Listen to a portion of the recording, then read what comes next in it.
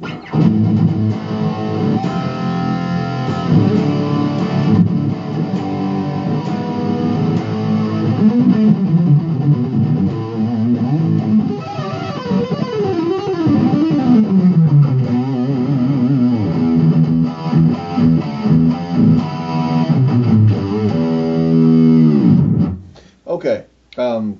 that's a little bit of heavy metal guitar for you.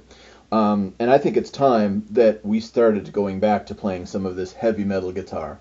And here's why. It goes back to a video I did a few days ago on creativity and building a new skill. That's hardly a new skill. That was stuff that was really popular in the 70s and 80s when I was growing up. And it was such great fun to learn how to play that stuff. I say, for guitar players, it is a lot like a martial art. It is a lot like learning karate or ninjutsu or kung fu or something, because there's a lot of physical discipline involved in it.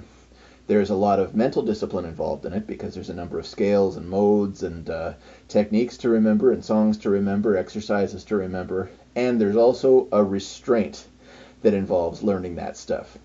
To the good sense to not and know when to use that technique. Same as learning how to use a martial art. You don't immediately start going and picking fights with everybody. No, no, no.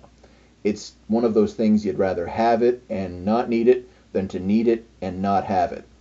So, for those reasons only, even if you don't listen to it, it's still fun to play. But I still recommend you listen to it too, because there's a lot of good stuff.